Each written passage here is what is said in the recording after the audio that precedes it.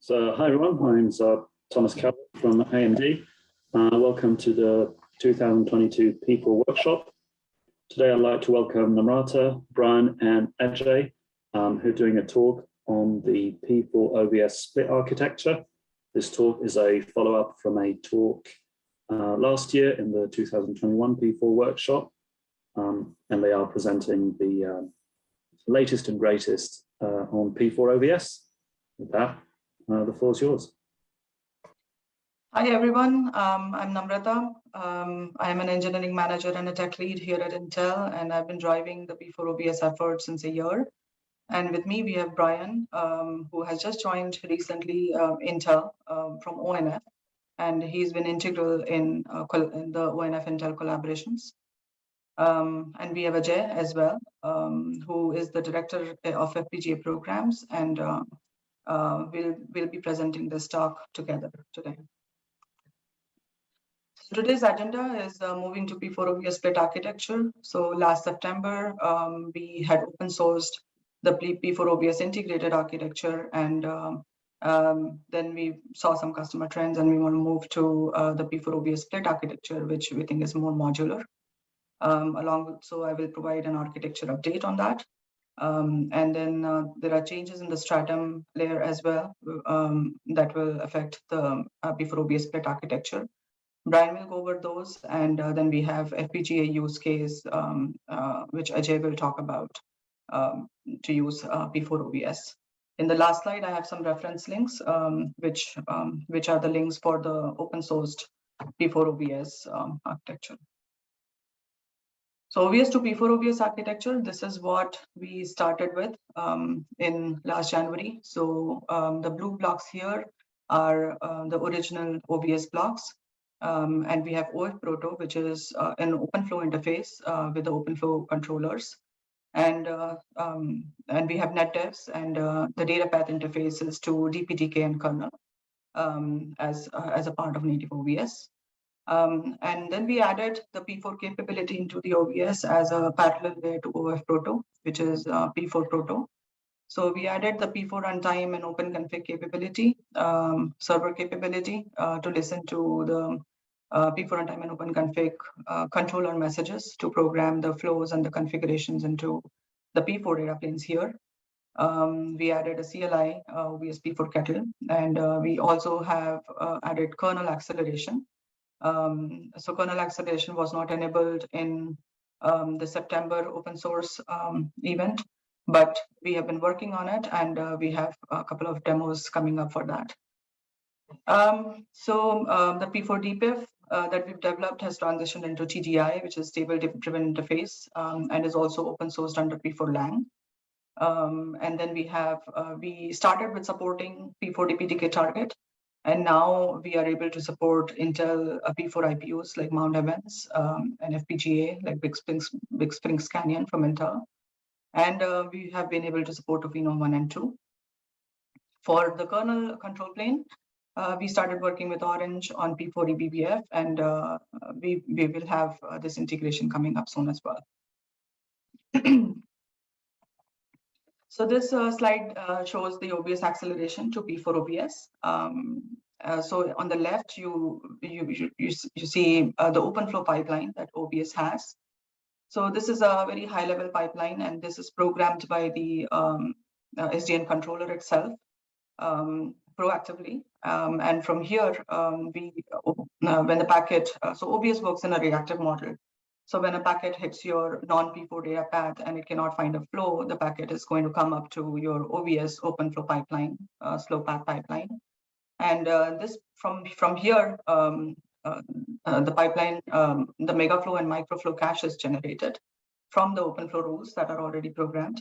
And when we program into the non-P4 data path, we program into the exact match tables, and we program these caches into the exact match tables. So not the slow path itself. So there are already mechanisms already upstream for that, which is TC Flower and RTE Flow and DPDK. And we've been using those to offload the megaflow and the microflow caches. So from here, going on to the P4-OVS, the main difference here is we program OpenFlow like P4 pipeline. And this P4.P4 file is compiled by the P4C compilers for a specific target and is programmed as a binary into the P4 data path. So now your P4 data path actually implements your slow path here. So we eliminated the need for the caches in between. And now, since we are offloading the slow path, we can offload it into a variety of tables like LPM and ternary and exact match hash tables, etc. And we use TDI to do that. So TDI, table-driven interface that I explained in the last slide, is an interface between your P4-OVS and the P4 data path. So main differences: OVS can only support fixed protocols and network functions.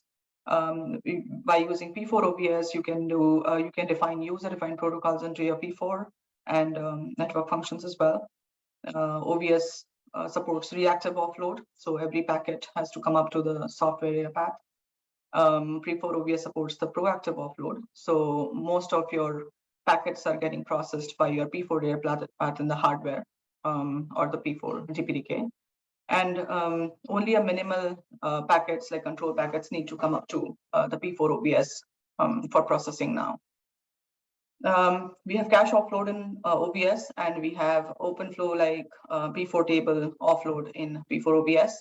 OVS supports only exact match tables as offloads because it offloads the caches. And P4-OVS supports longest prefix match, ternary, exact match hash tables in the software hardware P4 data path. So connection tracking was implemented in a certain way in the kernel. And the offload for connection tracking means is reactive for now, using kernel mechanisms. So every packet comes up and a connection tracking flow, 5-tuple flow is generated in the kernel. And this flow is actually programmed into your exact match in the hardware. And because a kernel maintains all the connections, all the counters and statistics have to be updated to the kernel as well. Right now, TC Flower supports it. So the main difference for connection tracking with the introduction of P4-OVS is we've added add-on miss capability in the PNA stack, and we are talking about it in another presentation, which is for connection tracking. So here we offload the entire capability into your P4 data path, and now your connection tracking is completely handled, and the connection track flows are generated in your P4 data path itself. So this is what we implemented and upstreamed last September. So here the middle box, as you see, is the P4 proto, and then we have OF proto in parallel. The P4 proto will take the P4 file in the form of P4 info. This P4 info is generated using the P4C compiler from the P4 file. And the same P4C compiler is going to generate artifacts which are used by your P4 data planes. So your pipeline now in your software and hardware remains the same. So P4 proto consists of an integrated solution where we have the P4 runtime server and OpenConfig server here, talking to the P4 controllers and the OpenConfig controllers. This part is taken completely from Stratum, and it is very tightly integrated in OVS, the open source P4-OVS right now. We added some CLI capability to program the flows and the configurations. And this is the OVS P4 kettle in the open source. And the GNMI CLI, or in future, we were going to call it OVS OP kettle. We also support the kernel control plane. The functionality is minimal in the open source right now, but we're going to add it pretty soon. So for this kernel control plane, we read the netlinks from netlink notifications from the kernel, and the P4 DPDK target is programmed from there, or the NIC pipeline is programmed from there. So we have been working on Linux networking.p4 that I've also talked about in more detail in the connection tracking talk. And we have a demo for the VXLAN and the L2 forward, which uses the Linux networking.p4 and the kernel control plane in the integrated model. And that talk is done by Sandeep and Nupur if you want to go over. So this is basically integrated model where everything is hooked on to OVS very tightly. And from here on, because we realize that many of our customers use OVS, but many of our customers do not use OVS. So we had to move to a split architecture model, which is much more modular and has very defined functionalities for each of the blocks. So what we've done here in the split architecture proactive model is we have split out different portions into different processes and made this modular plug and play architecture for P4-OVS.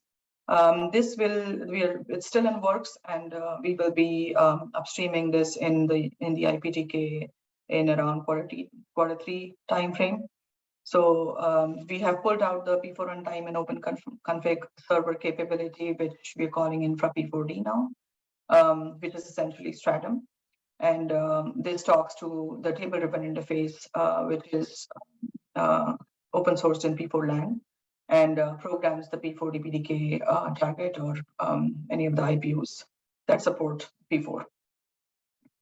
The kernel control plane, we took it out and we created another process, and this acts like a control plane now. So this module reads the netlink notifications from the kernel for different routing tables and L2 tables, and using SCI API hooks into the P4 runtime client that is generated from Stratum as well. And this is used to program the pipeline and the flows into the infra P4D. So this is acting as a control plane now. Now the OVS upstreamed code is going to be very minimal here, which is basically adding the L2 table entries. So we add the ports into the inner bridge in OVS, and this MAC learning or ARP table has to get populated into the K control P4D for now. We could also integrate OVS DB client for getting port and VXLAN notifications in the infra P4D to maintain the configurations. And the way we talk to OVS is using the VLAN port representers. So for P4 DPDK, we have this architecture of mapping the vhost ports into the tap port VLANs one-on-one. And this is how we pass the control traffic from control packets from the P4 target into the OVS. So OVS listens to these VLAN port representers. These are added into the bridge.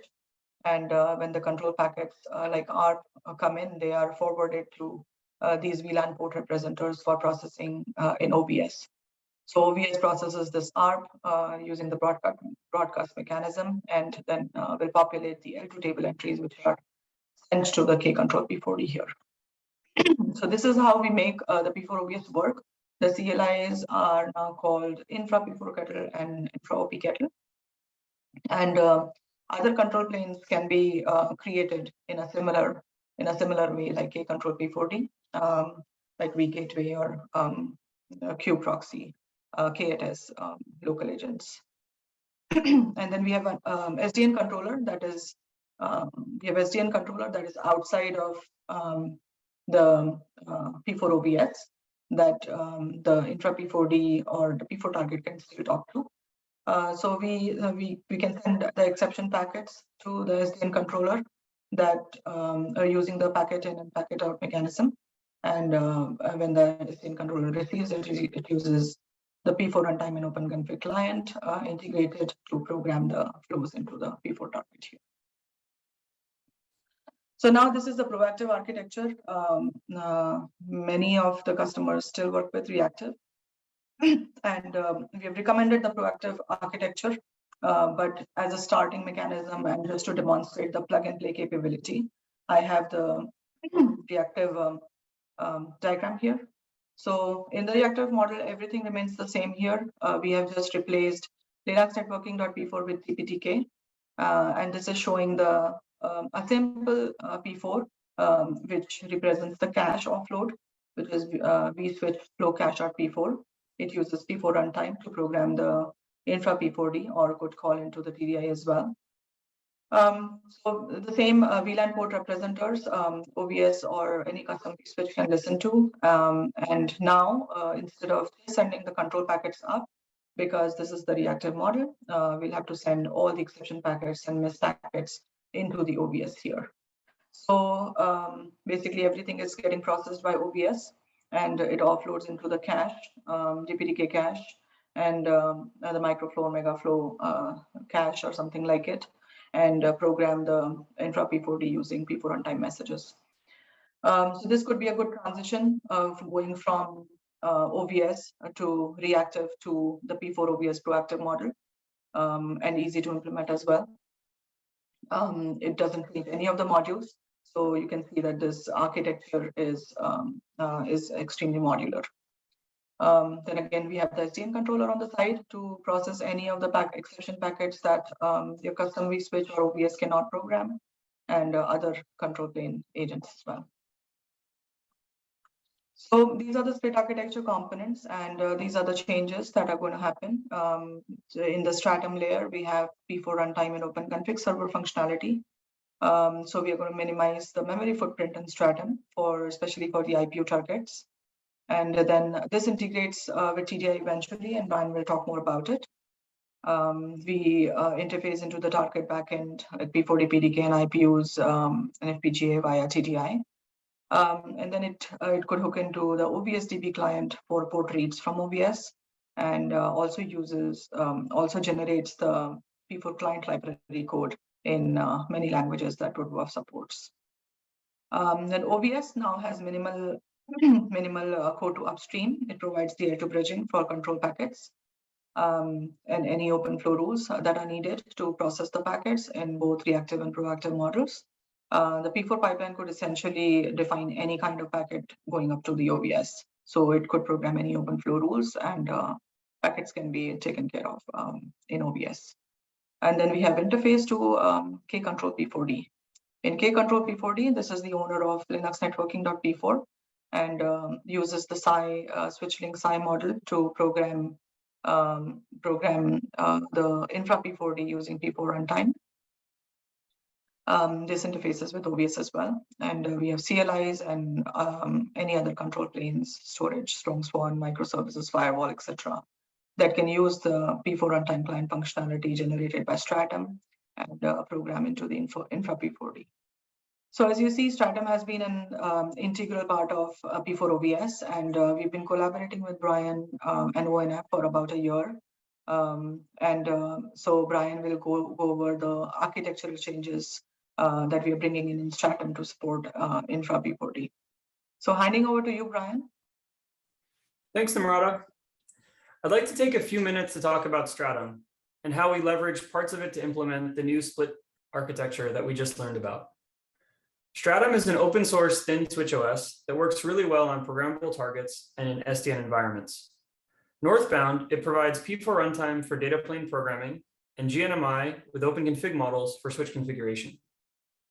Stratum is P4 independent, meaning that the operator can provide any P4 program that has been compiled for the underlying hardware without recompiling and redeploying the switch OS. Stratum is a multi-threaded C++ application that runs in a single process, which makes it lightweight from a resource consumption standpoint, as well as high performance. It has been hardened through iterative development over the past 4 years by ONF, Google, and the broader community. And Stratum has been deployed in production on Intel Tofino. Every quarter, the community tests and releases a new version of Stratum for use in developments or in deployments. And that's based on a stable open source main branch.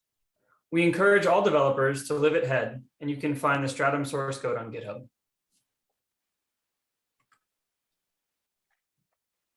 To build the infra P4D process in the P4-OVS split architecture, the team started with Stratum BFRT, which is shown on the left-hand side of the slide.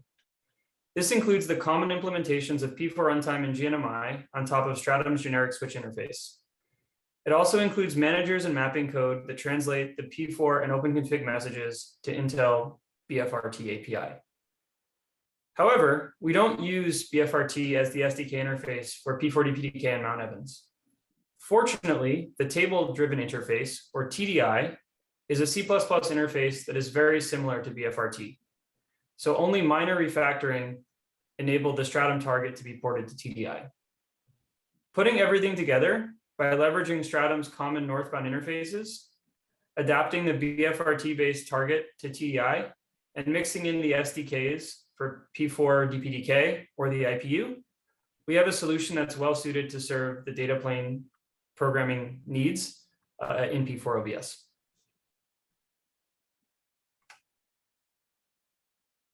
So what's next? TDI has already been open sourced and is part of the P4-Lang GitHub repo. You can view it and download it already today. The team has developed an internal version of Infra P4D, and we're planning to package that up and upstream it to Stratum as a new Stratum TDI target later this year. TDI is designed to support a variety of targets, and this new Stratum target will support P4-DPDK, the Mount Evans IPU, and the Tofino switching ASIC when it becomes available. Looking further ahead, we expect to see TDI on FPGA targets and additional platforms from the broader P4 community. P4-OVS and Stratum are synergistic projects, and there are several benefits to upstreaming this work back to the Stratum repos. First, it will provide a higher performance software switch for Stratum users, which will be a significant improvement over BMV2 for users that want to pass large amounts of data plane traffic. It will also make it easier for the P4-OVS project to consume Stratum upstream fixes and enhancements that are made by the broader community. Lastly, a TDI target opens up the possibility of a unified switch software stack where the same code can be deployed on CPU, IPU, and switching ASIC. Next, I'd like to hand things over to Ajay to talk about FPGAs, one of those future TDI targets available for P4-OVS. Thanks, Brian.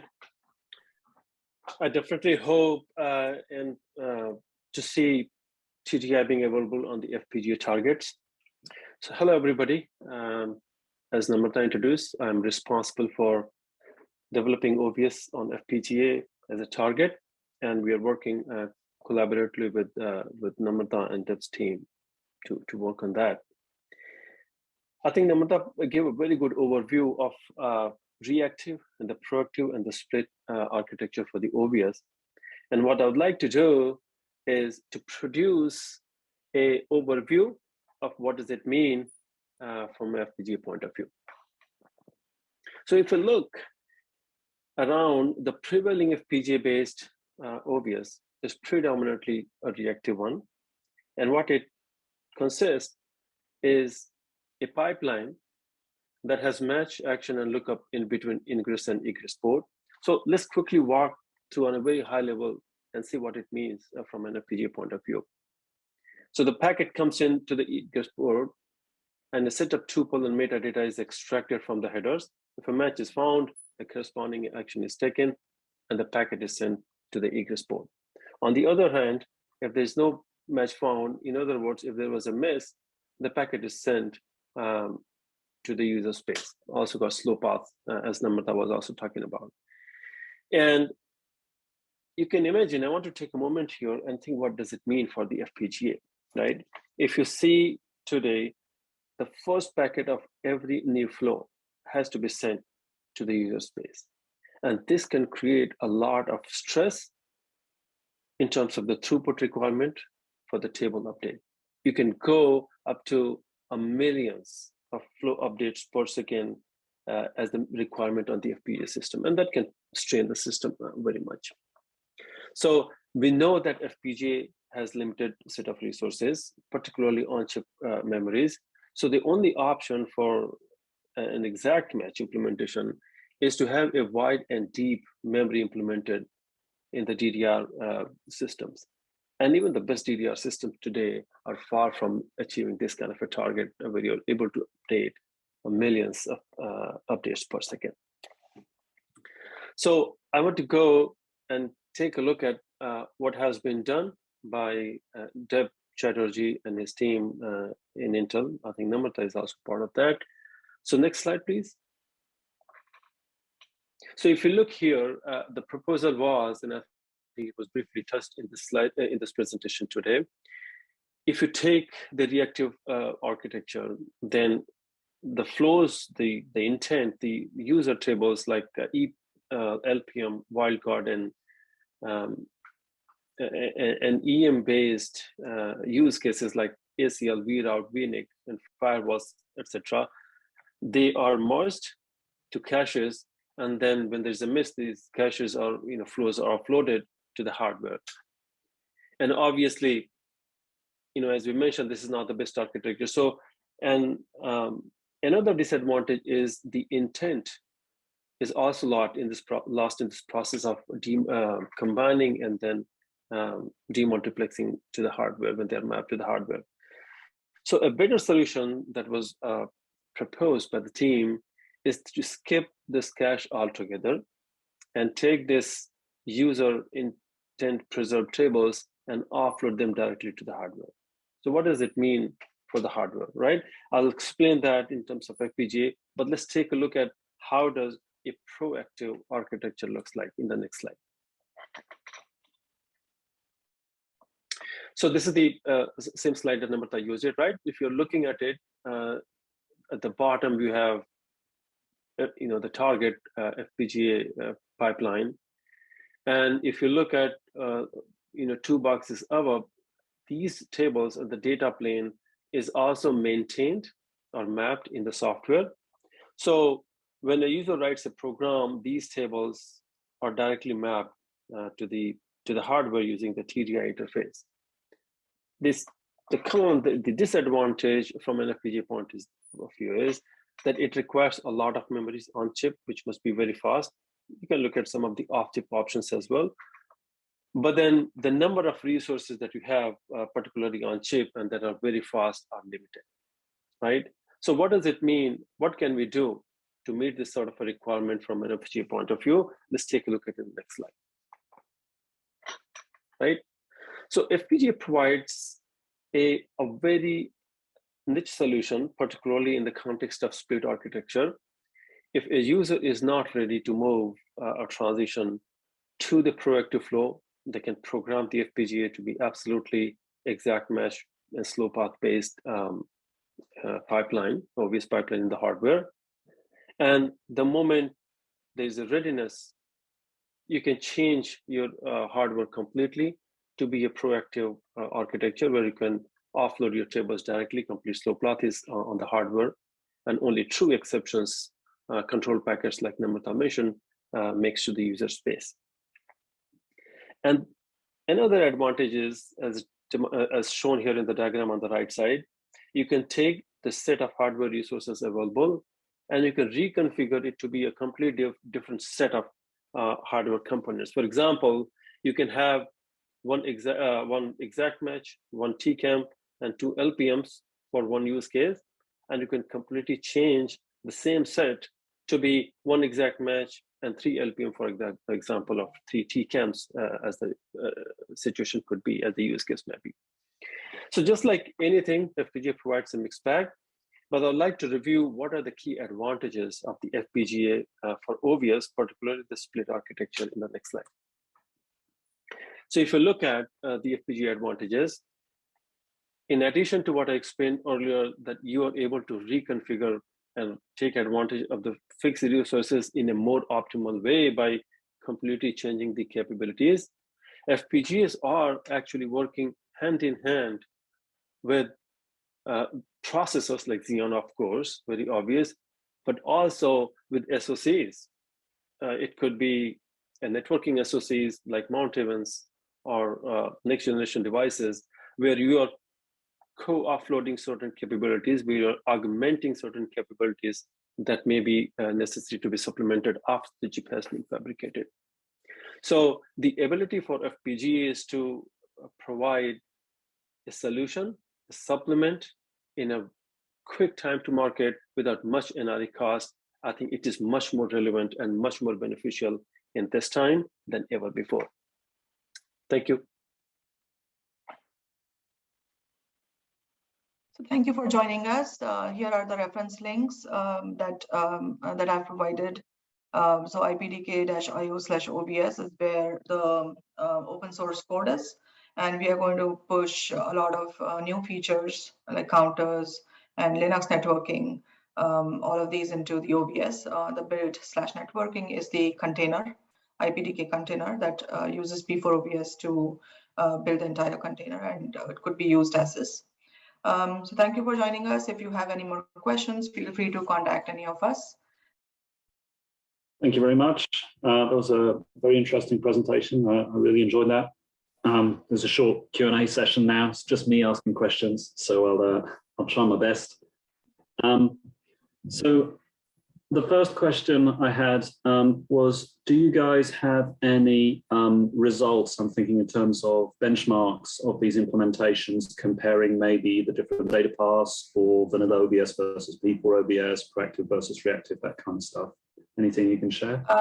No, so we just came up with this infra P4D model where we can support reactive as well. So we don't have the benchmarks right now, but we'll soon publish something. Okay. Yeah, but it's definitely going to be much more faster, because in reactive model, every packet comes up, and in proactive, everything is processed in the P4 data plane itself. Mm-hmm. So yeah, that makes sense. One other thing that I can add is that typically these hardware P4 targets run at line rate. So if we're talking about an IPU or we're talking about a switching ASIC, you can expect full line rate performance, consistent line rate performance across those devices. And so offloading our rule caches into hardware enables data plane paths that are typically going to be faster than you see on CPU. But yeah, as Namrata mentioned, we don't have any performance yet to show for this. Does the line? Yeah, we've done some internal testing, and Mount Evans is 200 gig line rate for 2 passes. So we've seen some near performance for VXLAN and L2 stuff for that. Okay, great. Yeah, and just one question: does the line rate performance also hold for inserts and deletes? Are you able to manipulate tables at line rate? Yeah, so for that, we haven't done the performance testing yet, but it depends on whether you're using gRPC or not as well. So you could use the P4 runtime gRPC interface that will, or you could just hook into TDI directly and program the flows. So it depends on what mechanism our customers are using it, and we'll definitely provide some performance benchmarks for that soon. Okay, thank you.